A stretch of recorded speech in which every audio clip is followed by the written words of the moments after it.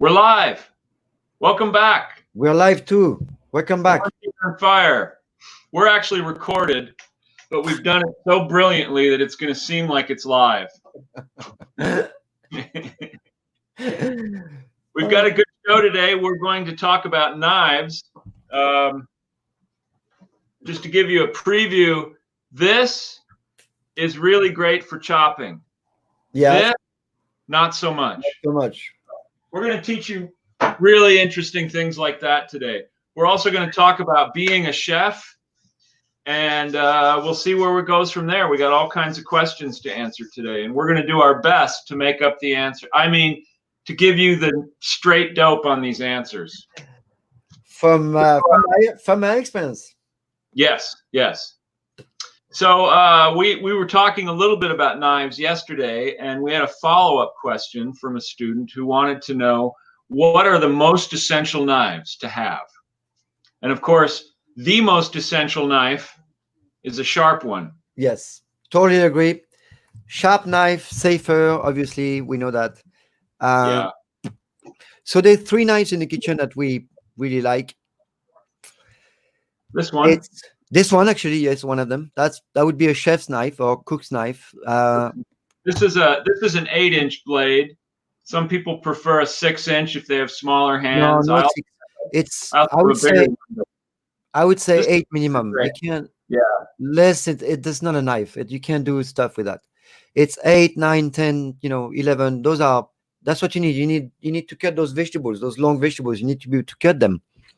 Right. Now this happens to be a Wüsthof knife made in Germany. Nice. Germany. There are other brands, of course, but one of the things you want to look for is you want a full tang. In other words, the metal that goes through the handle here is connected to, that's all one piece of forged steel. And that's good. It just makes for a stronger knife, gives you more control. This has got a nice bolster, this part right here. It's got a little bit of cushion on it, so because your fingers are going to be pressed up against that, and if it's too sharp, it's going to get uncomfortable to use. So for me, James, yes, I don't like bolsters. It's a personal preference, because what I've noticed is knives with bolsters, when they get older, there's a gap, because when you shave the blade, when you sharpen it, it comes up. And then there's a little gap that's very small, but then for herbs it becomes difficult. So, well, again, I have the knife, so I'm right. True. Also, it's a personal thing, huh? Yeah. I'm used to this one because I've had it for so long. I have a much longer one, and it's deeper and longer because I thought that I got it, but it's not as practical. It's great if you make pizza at home, the other one, because you can cut a whole pizza in half. But this is the one that I use 95% of the time. It's just a great all-purpose knife for slicing, chopping. Wow. So how's your shit? I lost you. I'm right here. So the second most important knife, and for a lot of people, this one's even more important, is a paring knife. Yeah, that's really what my moms use. Yeah, I use it a lot. We use it a lot. We used to have more of them, but one of them disappeared. I suspect somebody threw it away. I think it got like mixed up with scraps and got thrown away, which was unfortunate. They're not cheap. A good one. You can get less expensive ones, but it's nice to have a good one, just like the other knife. This is made the same way. It's got a full tang. Do you have a permanent knife blister? No. You have a knife blister when you start to use the knife properly. That's going to be a while. That's going to be a few months, and then it goes away, just like anything. So whatever, you have a new grip on the knife or whatever, then you're going to get that. If you use it every day, it's going to go away. It's just like, yeah, man. How you doing, bud? So what else is a good knife? That means you don't use your knife enough. That's what it means. This is not an essential knife, but it's a handy knife. It's a little, what's called a tomato knife or a sausage knife. It's a little serrated blade. Now, ideally, if this knife is properly sharpened and kept sharp, you should be able to slice a tomato very easily. Exactly. Sometimes the blade's a little off and you haven't been able to sharpen it. This is awesome because you can cut a tomato, you can slice it finely because of the serrated edges here. Ow, ow. Oh, man. Just kidding. Now, speaking of serrated edges, here is one of my favorite knives, one of my oldest knives. This is a bread knife, of course. I like it because the blade is offset, so it's easier when you're slicing bread to go all the way down to the counter. It's really important. It's really important. Can they you, make James, most of them with a straight blade, and I don't understand it. It's an odd way to make bread knife. It's stupid. It's made for like I said that on the show before. You know, when you have in France, when you cut the bread, you have a box, and you have those straight knives that they sell here, and you cut on the box, and the crumbs go in the box with like strips. Right. Here you can't cut the bread because the knife is not made for here. So the flat bread is wrong. So the one you have with your handle is really good. Yeah. Yeah, because I usually cut bread right on the counter or on a cutting board. So you want to be able to get all the way down. Otherwise, you end up having to drag the knife across, and that's when you scar up your board. So this is a nice knife. It's also good for cutting a cake in half. Oh yeah. Which I don't do very often. How about cutting the cake in third? Oh well, you didn't need a different knife for that. Shad wants to know how you as a rookie he means a knife. Yeah, I don't know what a serrated knee is, but I think a serrated knee is if you don't use your knife properly and you. Well, it's tricky. It's tricky. You can put an edge on a serrated knife, but it's tricky. No. You don't want to grind it down. It's you want to bring it to a guy because you have to. What they do is they literally go one by one. Yeah. And you can do that with a. Don't do that. Yeah. So just for fun, I brought another knife. This is a boning knife. This is great. Which is essential if you're going to be boning large pieces of meat.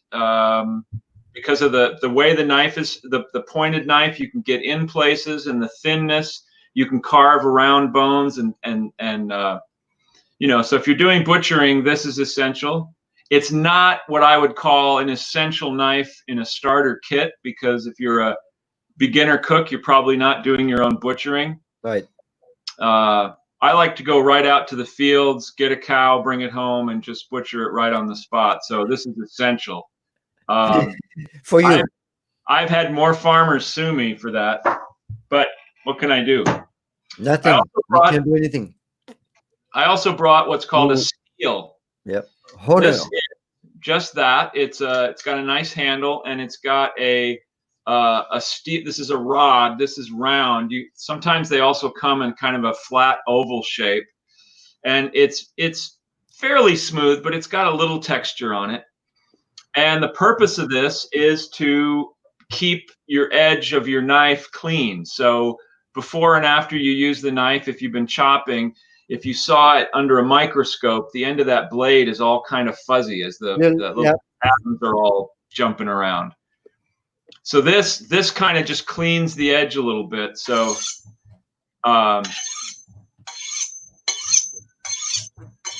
and you do this just to put that edge back on the knife. Now I'm not sharpening the blade doing this. It's not strong enough for that. What I'm doing is I'm putting the edge back in place so that it's all those molecules are lined up again, and you've got a nice clean edge. If your knife gets dull, that means the edge has actually been flattened from use. So then you have to resharpen the knife, which, as we've talked about yesterday, is probably best if you go to a professional who has a real grinding wheel. There are ways of doing it at home. You can do it at home. It's not that difficult, but it's a lot of work, and you want to make sure you're precise, because if you start sharpening your blade and you're doing it at the wrong angle, you're gonna mess up the edge of your knife. So you want to make sure it's done properly. Best way to do that is to take it to a professional. I say this because I care. Good. Thank you. Thank you for caring. You're welcome.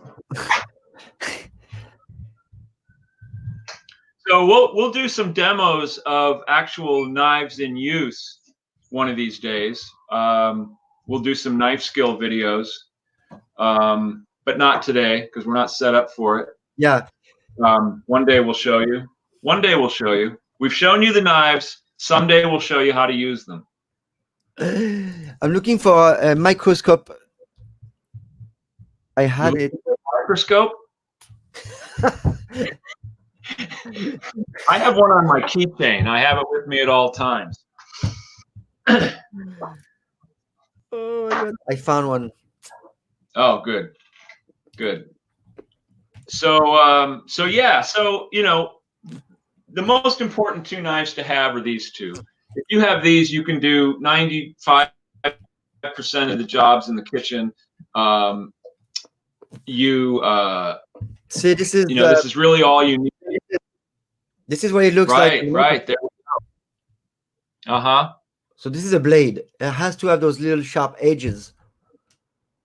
Right. In order to cut. That's why you feel when your finger, this is what the thing you feel, these guys, you see?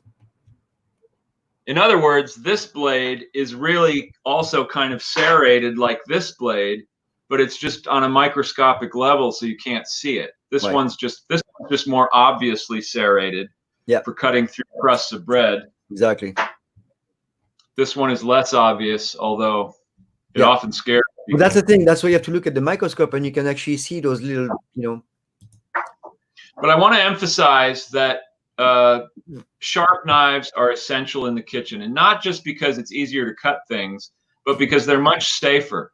You'll work more efficiently. Oh yeah. You are less likely to cut yourself because when a blade gets dull and you're cutting through something, the knife slips around a lot, so you're more likely to slip off and cut yourself. And with a really sharp knife, if you do cut yourself, and you will, it's a clean cut and it's not as bad. So just a sharp knife is all the way around is a safer, more efficient tool. And Olivier pointed something out to me one day. I was talking about getting faster with a knife, and he said it's not about speed, it's about efficiency. It's about getting efficient with the knife. Yeah. Speed will come the more you do it. When you see chefs on TV that are just like, it's like a blur, they cut so fast. You shouldn't be striving for that. That'll come fast. Huh? Why would you go fast? I mean, if you're on TV, time is money. Every time you go fast, you're gonna cut yourself. There's chances you're gonna cut yourself. It's not fun. It's a pain. And in the kitchen, when you cut yourself, you're a dummy because it's a waste of time. People get really upset. It's like, no. You get blood in the food, you got to start over. You got to stop what you're doing and go bandage yourselves. And it's just not good. So sharp knives. Absolutely. What else about knives? Huh? What else about knives? I can't think of a thing. Oh yeah, no, that's it. I'm sorry. Yes. So the three knives. Let's recap. Three knives: chef's knife, paring knife, and bread knife. Paring knife. Those are the three essential. Bread knife. Cool.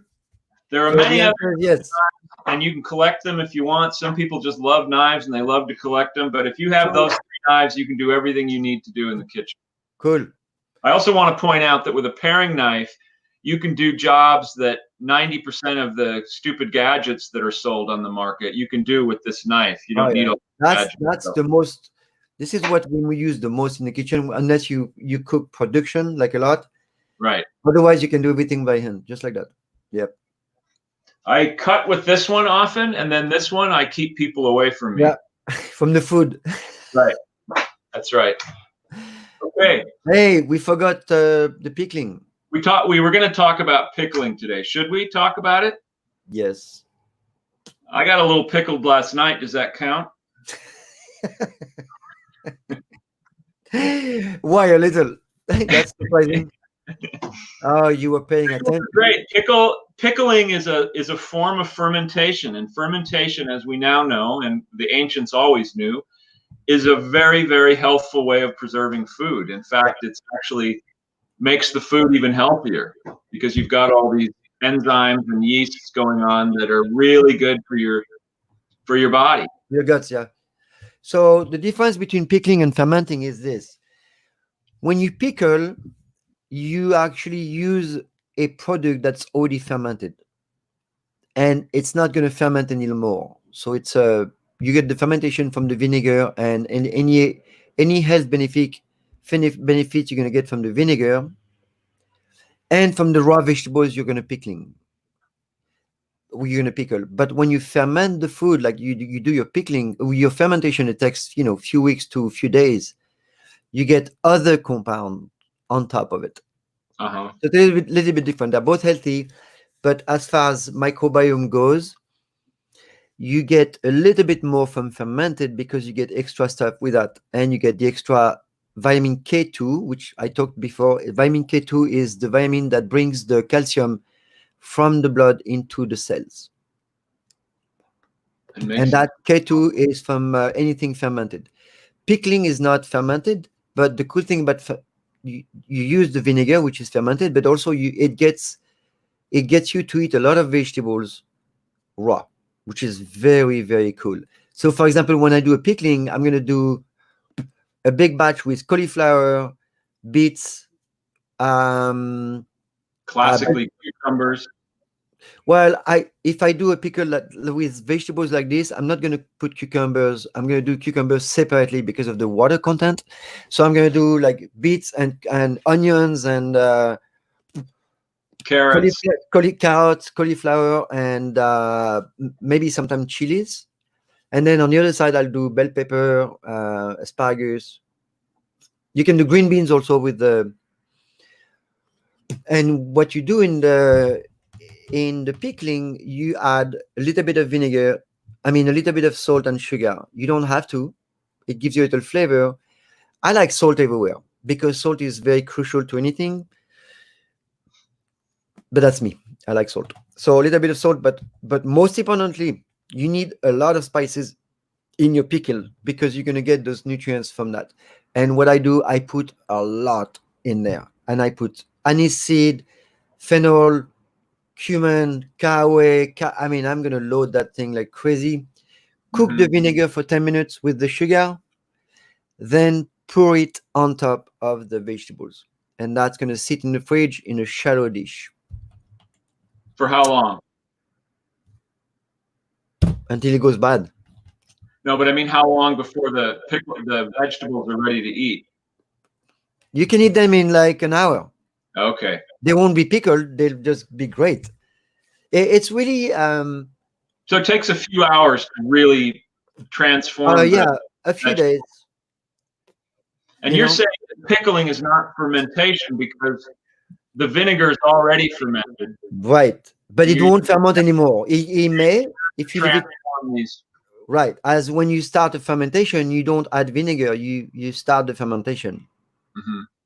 And then does the vinegar break down the vegetables a little bit? Is that what you're doing so that it makes them easy to eat?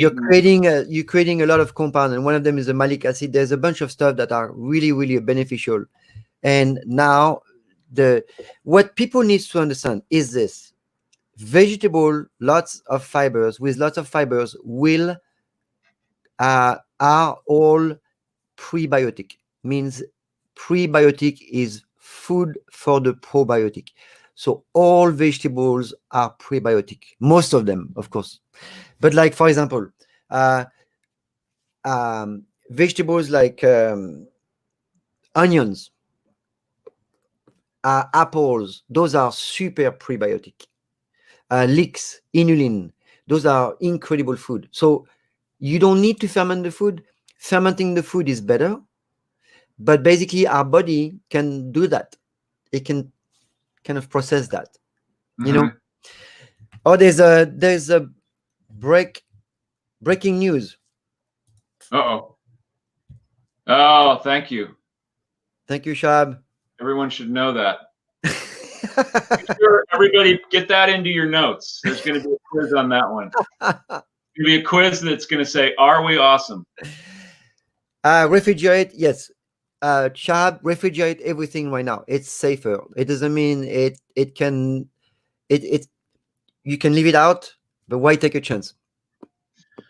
Right. It lasts longer. Also, Some people's basements aren't very cool. They're cold. very. They've got heaters down there and stuff. So No, the basement usually are very cool. That's how you keep wine and food. My grandmother also and my aunt, they keep a bunch of food in the basement or in a cold room that always stays cold, and that would be for all the dairy, all the vegetables, and jams and pickling and all the stuff because it's a cool temperature.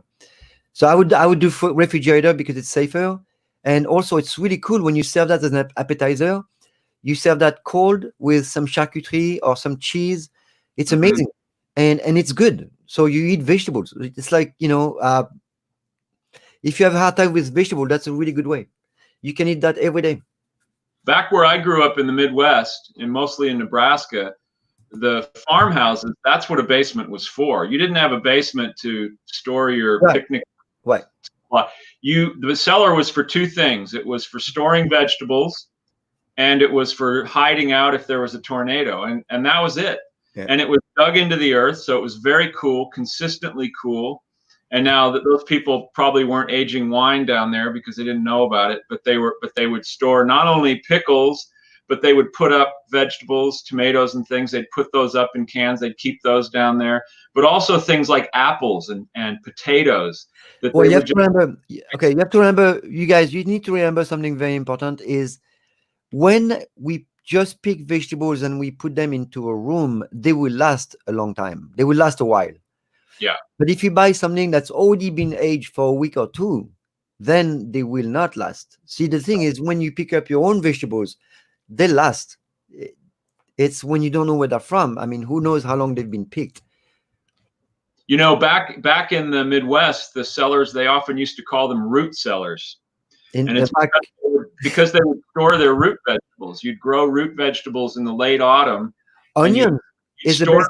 Onions, turnips, parsnips, potatoes, and they would anything that grows underground, carrots, and they would store them in the root cellar so that they could eat it throughout the winter when they couldn't grow vegetables, because you can't grow anything outside in Nebraska in the wintertime because it would So, but these things would keep for a long time because it would stay really cold down there, especially in the winter. It would get, apples, potatoes, all these root vegetables would stay in pretty good shape. And also the vegetables that have more nutrients, they last longer because they can protect themselves. Right. It's kind of like the idea is they have so many antioxidants, they're so fresh that it's going to take a long time for them to decay, way longer than. Also, they have little knives that they would take down in the cellar with them, so those little vegetables could defend themselves. And they would last long. So yeah. So pickles, the answer is yes. Pickle everything. So speaking of which, another question, and this one's really more for you because I'm not a chef. I'm not a chef. Do I have a green card? I'm only a chef in my mind. Is that, do I have a green card? Yeah, right. That's the question. How did you know? It's in my other pants. Let me go get it. I'm sorry. I swear it's right there. I just saw it. No, the question is, what about being a chef do you enjoy the most? And there was a follow-up question that was also, what inspired you to become a chef? So I made a list. That's the first thing as a chef, you make a list. That's true in a lot of professions. No. So what do I add? Well, so one thing I forgot to add is basically can work all over the world. Ah, yes. Big deal. So I've traveled a lot, and I had maybe not this week. Not here, not the last year, exactly. I have been in the restaurant business for 45 years or so, and I've traveled many places, and I was always able to work pretty much right away. And I have a friend who's a hairdresser, and it's the same. We used to travel together and work everywhere we'd go. When we went to LA together, and we both found a great job. and we stayed in contact. It was easy for us as a food and hairdresser, and I'm sure there's other jobs like this, but this is one of the things you can travel anywhere Right. and work. And it's a new experience. Every day is a new experience. I put that down because in a lot of places it is, and a lot of time it is not. And if it's not, the chef will leave or the cooks will leave. So the biggest challenge as a chef in a kitchen in a restaurant is to engage and to make sure they challenge their cooks, because otherwise they get really bored. Right. Right. And then free drinks, free food. I mean, like seriously, it's one of the perks. It's a big perk. Instant of near gratification is really like, as bartender, you can see that better. When you make a drink, you serve it, you completely produce it from beginning to end, and you actually serve it, and you can see the reaction. It's pretty cool. Right. Chef Most is of the the same. He hears. actually watching someone eat your dish, so you don't get that. But a lot No, of times you get compliments sent back. exactly. And then if it's an open kitchen, you do see people enjoying yourself. Yeah. So We have an open kitchen at Cesar, and a lot of customers, when they're getting ready to leave, they'll swing by the kitchen and they'll just yell at the great. cooks. Say, "Oh, that was It's great." so great. It's you should see you have no idea how great it is to hear that from a chef. It's really cool because sometimes you don't never hear anything. But Yeah. and becoming part of a family, this is also super important in restaurant business. When you work somewhere, it's a big family, like really. And the owners are basically the dad and the mom, depending if there's the guy and the wife or whatever. They're becoming really the parents of this all these kids that they don't love. I mean, they love them, but they Yeah. and they have to take care of all this stuff. It's the same thing. It's a big family. And it's not always just the family in that restaurant. It's also the family of the whole restaurant community. You tend to get to know people. You meet somebody that's also a chef or it works in the business, and you immediately have that connection. Or in some cases, the owner of the restaurant owns a lot of other restaurants, so you're part of that family too. I remember in France, that was in the time where when I opened my place in Paris, and it was very important for people to be recognized when they come in. Mm-hmm. Sure. And even if you didn't remember the name, you know them, you greet them, you say, hey, have you been, or you really greet them. This is kind of the crucial part. Yeah. And that's what I tell people here. In France, we have that because a lot of time when you work in France, a lot of time it's from your parents. So you kind of end up in the same business, and you have that in the blood. You can receive people. And here, one of the things we did at Cesar was very important. The host was really important. It has to recognize everybody, remember? Right. And we do. We know we're very fortunate that we have a lot of regular customers, and Exactly. we know. And they love. This is one of the most crucial part of the whole thing, is when someone comes in, feels at home, that's it. You win. You're done. Right. And it's not just us recognizing them. They like the fact that they come in and they recognize us. I mean, they know us by name, and they feel like it's a place they belong to. And also, go ahead. No, sorry, James. I was no. To go to your point, a lot of time people come back a year later, or 2 years later, and they see the same stuff, and they're super happy. This is really. I mean, I know it's very difficult, but it's super crucial. That creates a comfort and a really, really warm environment where people feel like it's a family. You're not spending money. You're participating. Right. And it's a very social, loving atmosphere. I mean, we're lucky at Cesar. It's a very loving attitude, and the crew that we have, we are all a family. In fact, we've all been communicating via Zoom and Skype during the shutdown. We have regular meetings. He spends his life there. Shahab spent this life over there. Cesar is next door to Kitchen on Fire, in between Kitchen on Fire and Chez Panisse. Yeah, he knows. So, like I said, I'm not a chef. I have done some professional cooking, but that's not what I do. But been in the restaurant business for a very long time, and it is that camaraderie, the socialness, and as a writer, for me to be able to go somewhere and be social at the end of the day is a great thing. And did we mention the free drinks? That's You forgot.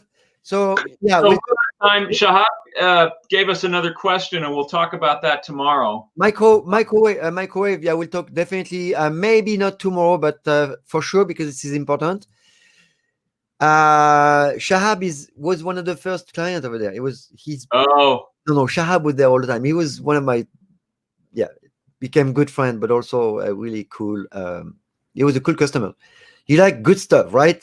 Yeah. All right. So we'll talk about microwave Thursday. I mean, tomorrow's Thursday. Wednesday.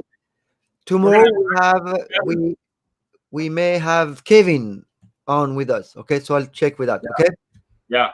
In the meantime, stay safe. Don't be afraid of your kitchens. We'll Thank see you, you tomorrow. sir. And believe me, we Shahab, see ya, man.